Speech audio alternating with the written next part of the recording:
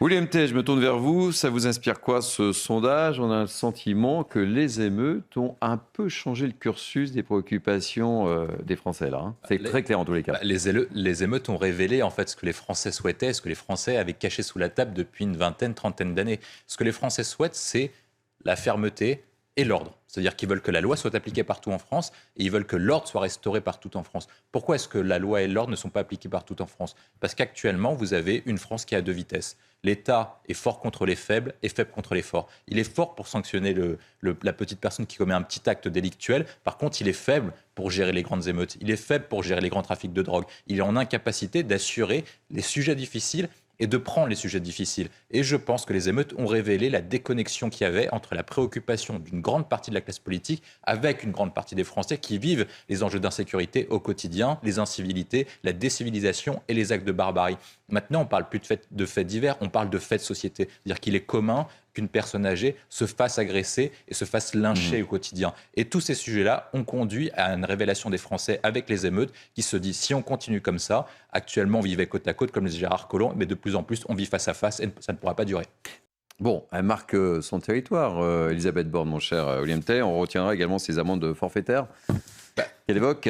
Elle fait un ensemble d'interviews, elle répond à tous les sujets. Allez, mais je pense qu'on peut résumer, de tout, on peut résumer de la manière suivante. Il y a l'incendie en France et ça a été révélé par les émeutes. Elisabeth Borne va dans le bon sens, mais seulement elle utilise un pistolet à eau. Donc ça ne suffira pas à éteindre l'incendie, ça ne permettra pas à répondre à la hauteur des enjeux. On affronte une guerre qu'on n'avait pas connue depuis la Seconde Guerre mondiale avec la guerre en Ukraine. On affronte un choc énergétique, on affronte une transition énergétique, on affronte des problèmes d'émeutes. Ce n'est pas des problèmes de sécurité ou d'incivilité, c'est des problèmes d'émeutes. C'est-à-dire que des Français ont attaqué des symboles français. Et face à ça, des mesures vont plutôt dans le bon sens, ça permettra d'aider la justice, ça permettra d'aider les forces de l'ordre, mais ça ne permettra pas de régler le problème. Le sujet essentiel, c'est la ligne politique qui est donnée par ce gouvernement. Ce n'est pas un problème de casting, ce n'est pas un problème de personne, c'est un problème d'incarnation, de récit et de comment faire en sorte de pouvoir répondre à la radicalité en France par des mesures fortes, rapides et concrètes.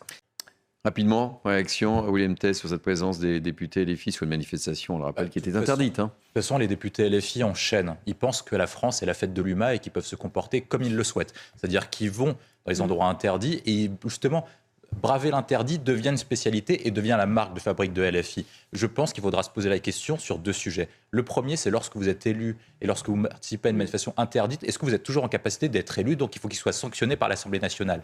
Et les différents appels à la révolte, les différents cautionnements à la révolution doivent être sanctionnés pénalement par un tribunal judiciaire. Comme Jean-Luc Mélenchon avait été sanctionné en 2019, je pense qu'il faut sanctionner tous les députés LFI qui ont encouragé les révoltes et les émeutes urbaines en France.